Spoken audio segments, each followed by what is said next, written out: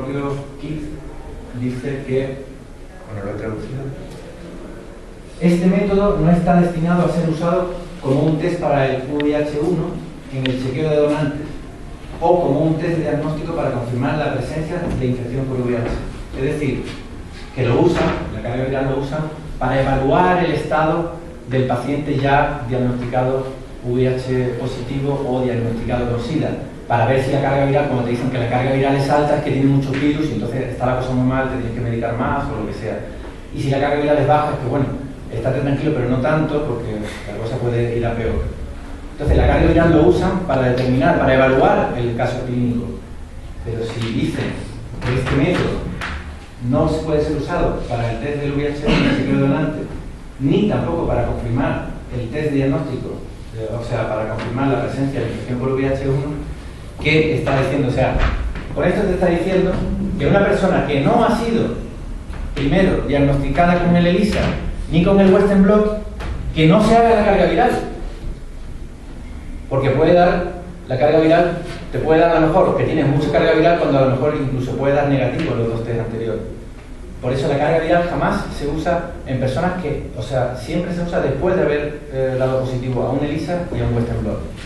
Así es como está determinado en el kit de diagnóstico. Por eso no se debe usar para confirmar, pero digo yo, si lo que están midiendo es la carga viral, es decir, el número de virus, pues si hubiera tales virus a cualquier persona, pues entonces sería que sí, puede confirmar la presencia del VIH. Ah, pues no se debe usar.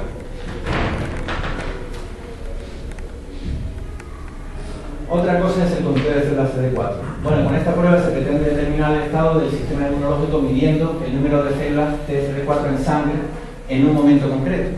Porque ya hemos visto antes que según la condición el momento cambia, también puede cambiar el número de células T4 en sangre. El problema es que estas células T4 pueden también encontrarse en los tejidos o en la linfa, dependiendo de dónde se necesiten las defensas. Un estudio de la Universidad de Harvard con casi 3.000 personas reconoce que la disminución de T4 no tiene ninguna relación con carga viral, por la carga viral o la disminución de la capacidad inmunitaria. Y este estudio no está hecho por disidentes, este estudio está hecho por los especialistas, porque ellos mismos también tienen inconsistencia unos con otros.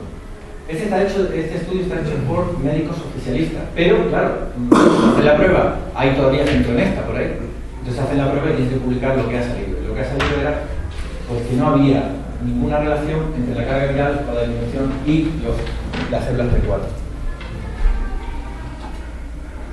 Vamos a la declaración Bunge. Bueno, este es el invento. Bueno, la cosa, el genocidio más.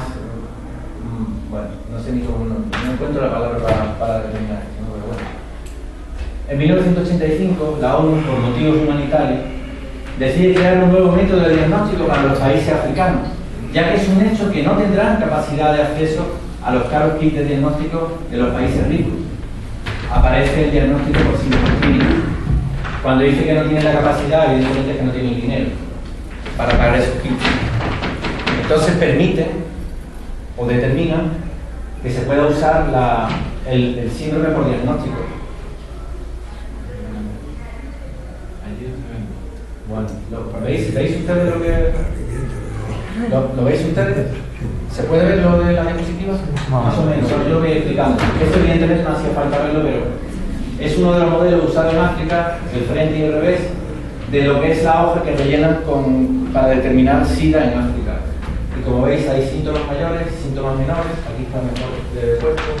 Los síntomas mayores pueden ser pérdida de peso, diarrea crónica, fiebre por más de un mes, y los síntomas menores, pues cosas tan como herpes recurrente, herpes zóster, candidiasis oral o faríngea, otro tipo de herpes simples,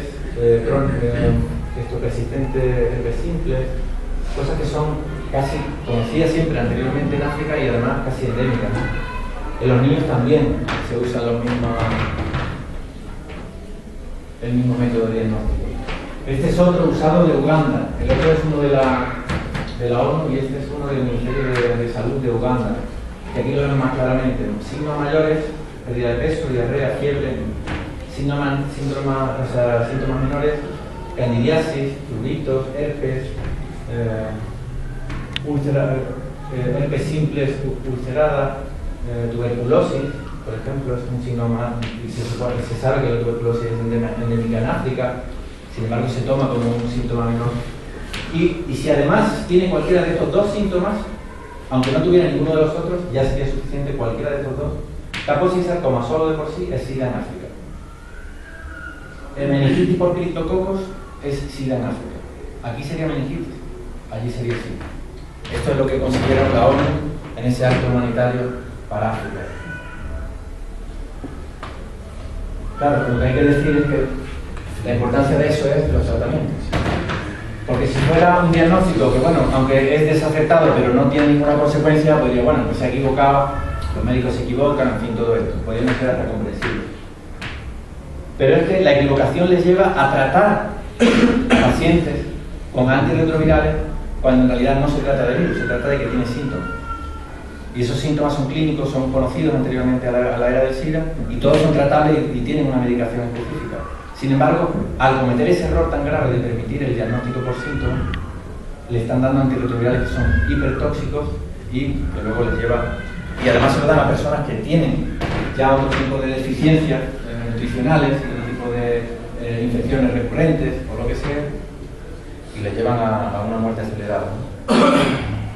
Bueno, una de las cosas, uno de los tratamientos más comúnmente usado y al principio el único, era el AZT. El AZT también merece un capítulo aparte, porque esto es... el AZT es un veneno por prescripción, es el título de un libro muy bueno que aconsejo, lo que pasa es que está en inglés y no se vende en España, son las cosas de la censura, pero es muy bueno, escrito por John Lauritsen. Quien pueda tener acceso a ello, bueno, va a descubrir todo un fraude científico y ya a nivel de delincuencia científica, ¿no? Porque la aprobación de este medicamento, que era altamente tóxico, y además aquí ven que está el paquete donde viene el AZT, viene con naranja, que es la etiqueta para etiquetar los productos altamente tóxicos, y una calavera con los huesos, que es el distintivo para mercancía o para productos que son muy tóxicos. Y aquí dice, bueno, no se ve muy bien, pero dice como que tienes que llevar guantes, vestir ropa apropiada, no ingerir, un montón de cosas de precauciones porque de la alta toxicidad que se conoce. Entonces, claro, el fabricante, como siempre, como hemos dicho antes, no lo oculta, es altamente tóxico. Pero el gobierno determinó que pese a su toxicidad, había demostrado que era la mejor esperanza. En aquella época de los primeros casos, o sea, estoy hablando ya del 85, bueno, esto fue un poquito más tarde. Pero en aquella época se decía que era la mejor esperanza. Claro, como la otra era morir, pues la mejor esperanza fue que intoxicamos con esto, que además al principio el AZT, como es muy potente y mata a la célula, ahora vamos a ver qué significa el AZT. Bueno, yo creo que mejor pasamos directamente y lo vemos. El AZT, este medicamento fue inventado en los 70 para el tratamiento de la leucemia. Su mecanismo de acción antileucémica es matar a los linfocitos con la síntesis de ADN. Cuando se demostró que no prolongaba la vida de animales leucémicos, no fue aceptado para la quimioterapia del cáncer.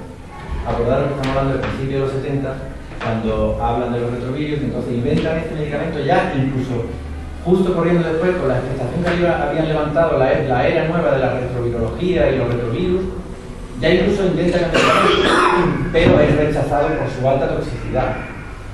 Y cuando dice que no prolongaba la vida de los animales, no que es que no la prolongaba, lo que quiere decir realmente es que una de las fases previas a la aprobación de medicamentos es probarlo en animales. En el caso de la AZT murieron todos los animales, eso es lo que quiere decir. Y entonces pues no pudo ser aprobado y se echó en un cajón. Pero en 1987 fue aprobado para el tratamiento de personas sintomáticas y asintomáticas, los que tenían menos de 200 células CD4, que estaban perfectamente sanos, que dieran positivo en el test de anticuerpos del VIH para curar o prevenir el SIDA, basándose en la hipótesis de que el VIH es la causa del SIDA, evidentemente. Entonces, ¿qué pasó? Pues en 1987 aquello que no aprobaron para el cáncer, de repente lo aprueban para el tratamiento del SIDA.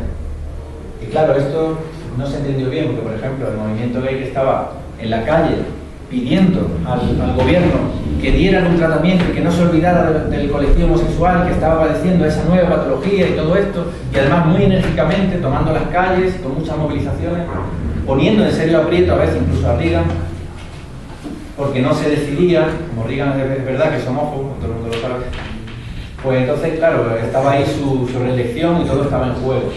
Entonces, evidentemente cuando salió el AZT, pues tristemente, por lo que luego sabemos, pues toda la comunidad gay lo celebró, bueno, se celebró por todo lo más alto, de que por fin tenemos un medicamento.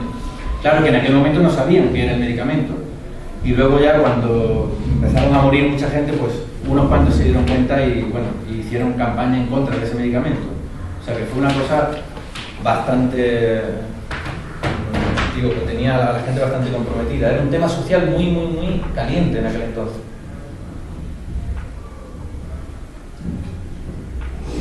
Bueno, el AZT, el razonamiento de la terapia es simple, cuando no infantil. El retrovirus VIH depende de la síntesis del ADN para su multiplicación. Y el AZT acaba con la síntesis del ADN, o hasta ahí. De esta manera se debería detener el SIDA, si el SIDA fuera causado por el VIH. Muchos estudios demuestran que el VIH infecta acaso 1 de entre 1000 linfocitos. Estudios que tampoco son llevados a cabo por los oficialistas, o sea, por los disidentes, sino por los oficialistas. Y dice que incluso en personas muriendo de SIDA, solamente puede infectar 1 de entre 1000 linfocitos. Entonces, como el AZT no puede distinguir entre un linfocito infectado de otro no infectado, 999 linfocitos no infectados tendrán que morir para matar el supuestamente infectado. Es decir, que incluso, aunque aceptáramos que el VIH es la causa, que no sé qué, y que fuera un tratamiento a muy corto plazo, que pudiéramos aceptarlo, pero entonces estamos matando a 999 linfocitos por cada linfocito infectado que supuestamente matamos. Es decir, habría que pensarse si el remedio va a ser peor que la enfermedad. Y aquí hay que acordarse de que el AZT, como hemos dicho, es una quimioterapia que se inventó para el cáncer. Pues hay una diferencia muy grande. Por ejemplo, en cáncer, todo el mundo sabe que las quimioterapias no pueden ser prolongadas en el tiempo. Es más, tienen que ser muy limitadas. Se tienen que dar en sesiones. Incluso aunque todavía quede para más, se tiene que interrumpir, dejar que el paciente se pueda recomponer otra vez del daño que le ha hecho la quimioterapia y luego darle otra sesión. Esto lo sabemos todos, por gente que conocemos, por gente que trabaja en la medicina. Sin embargo, el AZT, que se inventó como quimioterapia del cáncer y que además no fue probado por su alta toxicidad, se da de forma permanente y de por vida a las personas etiquetadas SIDA, o sea, etiquetadas con SIDA. Es decir, por eso el título del hombre es veneno por prescripción, es decir, veneno o directamente muerte por prescripción, porque es que te estaban llevando a la muerte.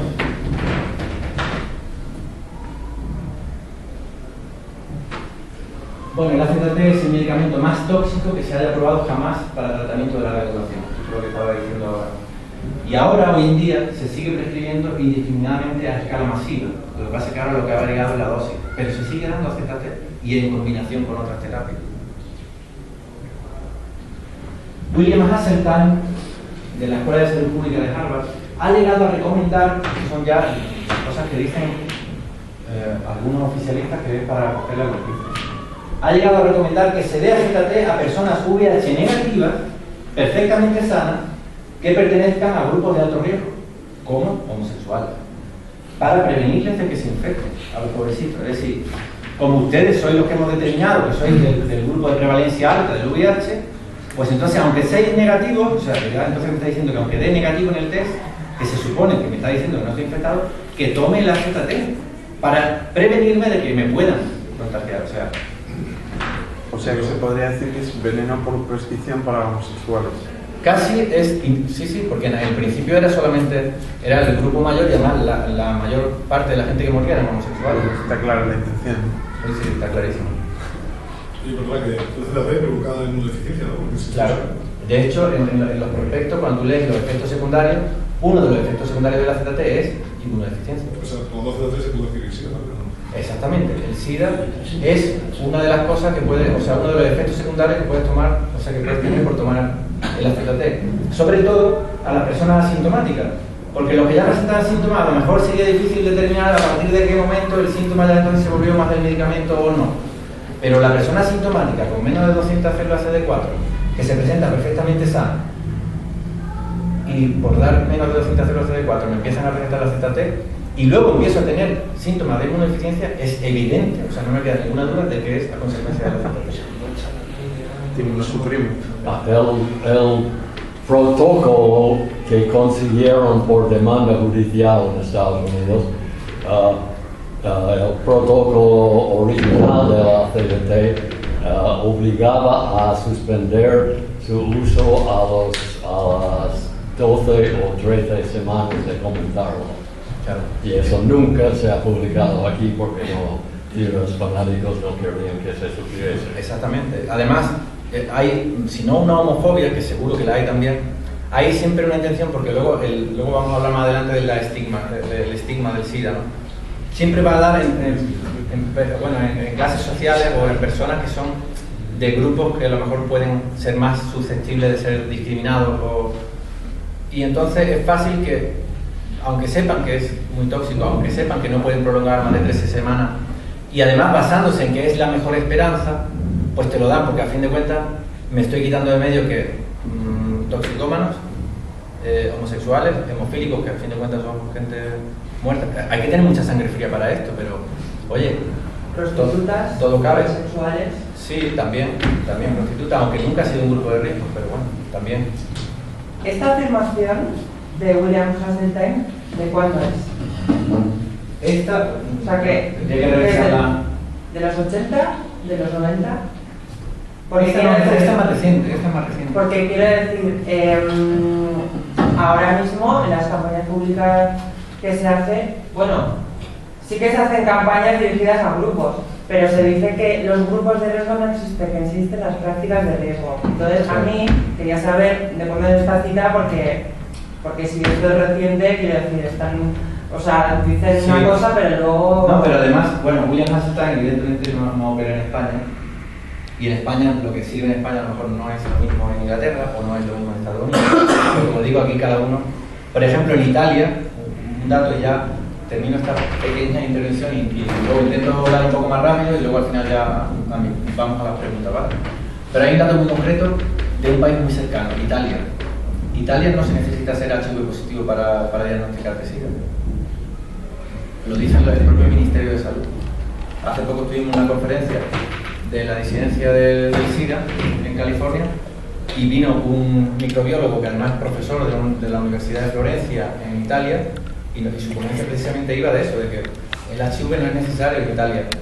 ¿Por qué? Porque como en Italia hay una fuerte influencia del Vaticano en el gobierno, y el Vaticano cuando hablan de HIV es condones, pues entonces dice, bueno, no pongas eso, déjalo, quítalo, y luego los que tengan un síntoma clínico, que bueno, luego me parece más aceptable, porque hablamos de síntomas clínicos, los que aceptan, los que tienen una sintomatología clínica de SIDA, es decir, inmunodeficiencia, pues tratan su inmunodeficiencia, a lo mejor equivocadamente también, pero no se arraigan tanto en el tema del HIV. Por eso digo que lo que vale en un sitio a lo mejor en otro es completamente diferente, ¿vale? Voy a intentar ir más rápido porque igual me estoy... Bueno, pues esto tiene un nombre, ¿no? El hacer estas prácticas de una cosa que se sabe que es mortal y tal, bueno, el nombre es homicidio y atrogénio. ¿Por qué no se dieron cuenta de este desastre médico? Pues algunos factores, así de paso. Los doctores no tenían experiencia con pacientes VIH positivos, es decir, no sabían qué era VIH positivo y tampoco tenían experiencia con eso, no es una patología antigua de la que se tiene experiencia. Al tratarlo con la ZT se manifestaban los efectos esperados, los pacientes se consumían. Claro, la diferencia es que se consumían por la ZT en muchos casos. Bueno, yo diría que en todo. Y claro, como era el efecto esperado, porque ellos como creían que el SIDA les iba a consumir, al tomar la ZT se consumía y dice, claro, es el SIDA. Entonces les cuadraba, tampoco se cuestionaban nada. Los efectos de la intoxicación progresiva de la ZT era casi indistinguible del proceso de SIDA, que era lo que apuntaba aquel compañero. Pues sí, porque la progresión del SIDA es casi indistinguible de la progresión del efecto de la ZT, o sea, la inmunodeficiencia. Bueno, otra de las cosas usadas, aparte de la ZT, la nevirapin, y esto tiene también tela, en 1996, propuesto por la Ingelheim, la Boehringer, rechazado en 2 ocasiones en Canadá. Aquí otra vez volvemos a lo mismo, no es el mismo sitio que en otro. Luego al final entró, pero en 2 ocasiones fue rechazado este medicamento para el tratamiento de SIDA en Canadá, por no demostrar ningún beneficio ni en la carga viral ni en los CD4. Es decir, los propios marcadores que hemos visto, que son muy cuestionables, pero ni siquiera en estos marcadores no había ninguna mejoría. Y además era de reconocida alarmante toxicidad. Entonces, por esa toxicidad, háblame de aquí de la eso, gracias. La principal manifestación de la toxicidad clínica del Viramum, de la nevirapina, son reacciones cutáneas y hepáticas, ambas de carácter severo y ocasionalmente mortales. Dice, pese a haber reconocido su toxicidad y la muerte ocasionada, el Comité de Especialidades Farmacéuticas de la Agencia Europea del Medicamento no prohíbe el uso del medicamento y se limita a realizar una recomendación. Es decir, esto lo he cogido de la página de esta agencia, del Comité de Especialidades Farmacéuticas. Reconocen que había las muertes por una reacción cutánea hepática que le ocasionaron la muerte al paciente y sin embargo es un medicamento que se sigue usando. Bueno, veamos más de nevirapina. Fallo hepático y acidosis láctica debido al fialuridina. Otra. Conclusión: el daño mitocondrial ampliamente extendido da lugar a acidosis láctica y fallo hepático, pancreatitis, neuropatías y miopatías. Todos estos son los efectos secundarios de este tipo de medicamentos. Estos son los inhibidores, ¿no? La Sí. nevirapina y Sí. la nevirapina y El fialuridina también. Inhibidores de proteasa. Bueno, como veis, siempre la publicidad de la farmacéutica siempre es un chico joven, muy ágil, muy deportista y supuestamente parece que está tomando el Crisivan, que es el otro inhibidor de proteasa. No tiene ningún sentido utilizar medicamentos diseñados para impedir la replicación del VIH, puesto que nunca se ha demostrado científicamente su papel causal en la patogénesis del SIDA. También es absurdo tratar de destruir a un virus cuya existencia tampoco ha sido nunca probada. Seguimos con los inhibidores de proteasa. A partir de 1996 se empiezan a utilizar los cócteles, que incluyen, junto con el AZT a una dosis menor, incluyen a los inhibidores de proteasa, que pueden ofrecer mejoría clínica transitoria que puede durar días, semanas, meses y hasta años, según la fortaleza y constitución de la persona, es decir, según la resistencia y el aguante que tenga la persona. Y esto se debe a los siguientes efectos. Pues sí, es verdad, tiene un efecto antibiótico contra virus, bacterias, hongos, parásitos. También es verdad que tiene un efecto antitumoral y puede mejorar los tumores. El efecto antioxidante que puede tener también. Y, como no, como todas las otras medicinas, con el efecto placebo también. Sin embargo, el problema está en que todas las células del organismo tienen proteasa, de ahí su alta toxicidad, sobre todo los órganos y los sistemas corporales. Es decir, que entonces no está actuando contra ellos, está actuando contra todas las células. Uno de los efectos secundarios más conocidos es la joroba de búfalo, que se llama así popularmente, como consecuencia de la lipodistrofia, una anormal redistribución de la grasa. Tiene esta pinta más o menos. Bueno, no se va a distinguir muy bien. ¿Puedes apagar la luz para que se vea que merece la pena? Esa es la joroba de búfalo que presenta a las personas que toman inhibidores de proteasa. Los hombres. Los hombres. Sí, evidentemente. Aquí es básicamente los hombres, ¿cierto? Estas son otras fotos. Esta es la joroba de búfalo. Esta es una persona. Hablamos de redistribución, lipodistrofia, redistribución de la grasa. Entonces el cuerpo casi caprichosamente la puede redistribuir como quiera. Entonces la puede sacar de un sitio y redistribuirla en otro. Entonces crean ese tipo de caras que son bastante... ¿Por qué los hombres y la religión de las mujeres? También. La moneta. Bueno, en las mujeres se produce otra cosa, pero en la joroba es más en hombres, muchos hombres. Ahora la lipodistrofia está bien en las redes. Tú no has visto nunca a nadie con la espada. Además se hacen como consecuencia de la lipodistrofia. Como consecuencia de la lipodistrofia se generó mucho negocio también, porque luego todo el mundo, como no había otra cosa que hacer, se recomponía la cara con cirugía. Es decir, que entonces los médicos que practicaban la cirugía subieron, todas sus consultas estaban llenas. ¿Esto es por los daños al hígado o por qué se produce la lipodistrofia esa? La lipodistrofia es como consecuencia de los inhibidores de proteasa. El mecanismo que funciona en realidad no lo sé. Pero bueno, si quieres, ahora intentaremos ir si es algo que nos interesa. Desde los inicios, si quieres, pueden encender. Perdona que te use como. Vale, claro. Vamos a hablar un poquito de los disidentes. Desde los inicios de la epidemia del SIDA existe una polémica científica internacional acerca de sus causas y sus posibles soluciones. Los disidentes del SIDA son un grupo creciente conformado por más de 3.000 médicos, científicos e investigadores de otras disciplinas, de más de 75 países que incluyen a profesores eméritos de muchas universidades y a varios galardonados con el premio Nobel. Esto lo pueden encontrar en la página de Thinking AIDS más claramente. Estos han sido ignorados, jamás se han hablado en la ciencia social y los ignoran. O sea, no es que lo reconoce y dice, bueno, pero no creo que tengan razón, no. Sencillamente, cuando alguien dice que si hay alguien que piensa de otra manera, dicen que no, que eso hay un consenso científico absoluto y no es cierto. Disidentes, consentimiento informado, esto es una cosa muy importante, desde el punto de los movimientos sociales y de los derechos civiles. No informar al público sobre esta polémica es un acto diabólico que impide que las personas ejerzan su derecho al consentimiento informado regulado por las leyes de nuestro país.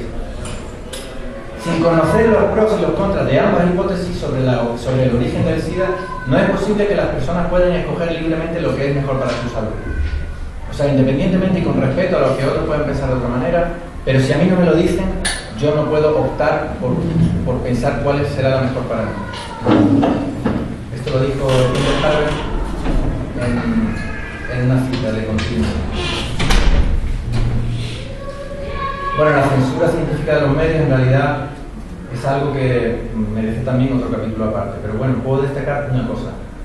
En 1988, el premio Nobel de Química Kevin Mallis comenzó a buscar la referencia para la afirmación de que el VIH es la causa probable del SIDA.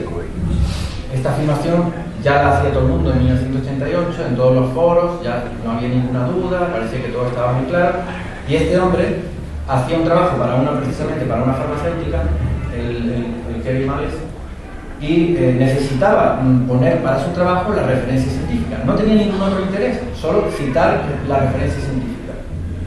Pero casi se vuelve loco porque no la encontró. Durante años su búsqueda fue infructuosa, incluso tras pedírselas personalmente a Luc Montagnier. Y este miró para otro lado y puso cara de poco.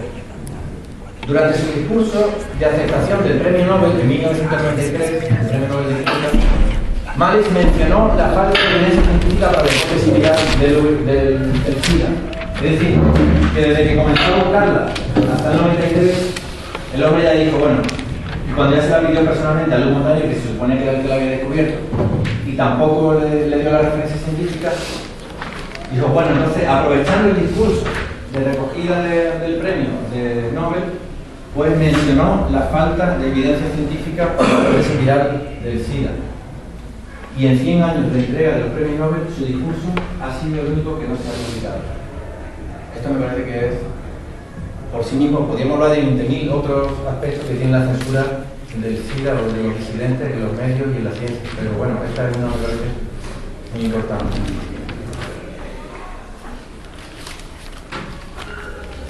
El VIH no puede ser la causa del SIDA. Nosotros estamos convencidos de que hay un fallo total de la hipótesis oficial. Después de 28 años y de haber invertido billones de dólares de los contribuyentes en investigación, tratamiento, prevención y control, las políticas oficiales son un rotundo fracaso. Los defensores del VIH como causa del SIDA no han conseguido curar ni a un solo paciente. Y sus tratamientos altamente tóxicos, de hecho, pueden generar SIDA cuando son administrados profilácticamente a personas seropositivas asintomáticas. Ahí están las referencias científicas. El VIH no puede ser la causa del SIDA. El SIDA no puede ser una enfermedad infecciosa. Desde marzo de 1987 existen abundantes publicaciones que demuestran con argumentos científicos cómo el VIH no cumple con los requisitos de la epidemiología, los de la biología, ni los del sentido común para ser la causa del SIDA. Ahí están todas las referencias científicas y, aparte de todas estas, hay 10 más. El VIH no puede ser la causa del SIDA. El SIDA no puede ser una enfermedad infecciosa. El VIH no es necesario, esto es importante también porque, digamos, desmonta todo lo que se conocía hasta ese momento. El VIH no es necesario, ni suficiente, ni siempre antecede al desarrollo del síndrome. Así lo constatan los miles de casos de SIDA que son VIH negativos y toda una multitud de personas sanas que nunca desarrollan SIDA siendo VIH positivo. Es decir, esos dos términos, esos dos extremos, desmontan por completo la teoría infecciosa del SIDA.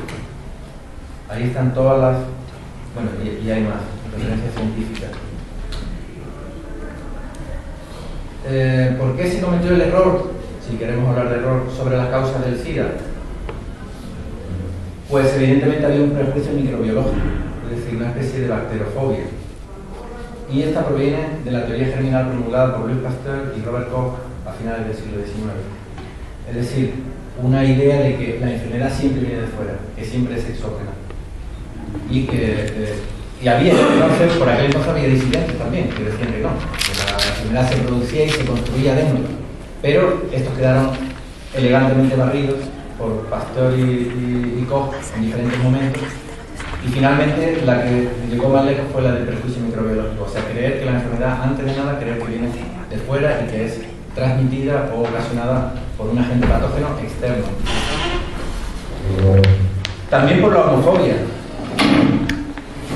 Por eso también se cometió el error sobre el SIDA. Si queremos hablar de error, porque si hay una intencionalidad, evidentemente ya no es error. La homofobia es la creencia de la transmisión sexual del SIDA está basada en una suposición por la gran cantidad de contactos sexuales de los primeros casos. Es decir, como los primeros casos se presentaron en la experiencia eran gays y además tenían una alta actividad sexual, entonces debe ser sexualmente contagioso. Pero era una construcción para nada científica, era una construcción, pues eso, con el prejuicio homofóbico. Y también de racismo. Por el incremento de SIDA en africanos y afroamericanos propusieron que se originó en África debido a relaciones impropias con los animales de los africanos. Y de eso hay mucho escrito. Lo que pasa es que luego ya han tenido que hacer el club un poquito del panorama, pero se dijeron muchas cosas que están escritas y que se las puede leer. Y cuando lee esas cosas que decían como hablaban de cómo eran las relaciones sexuales entre los africanos y que eso era no sé qué, hablaban de que eran relaciones de africanos con Esto es muy interesante esto que dices, porque no solo se estigmatizan grupos de riesgo, se estigmatizan prácticas sexuales. Totalmente, sí. Y bueno, en general de esto hay mucho escrito, y también el racismo fue una de los factores que les llevó a este error, o si hay una intencionalidad, pues uno de los factores que tuvieron en cuenta o que estaba presente en ese momento, ¿no? Y también la corrupción de todas las esferas de la sociedad actual. Es decir, hoy en día no hay nada que quede fuera del universo de la corrupción. Todo, y la ciencia también, todo es corrupción.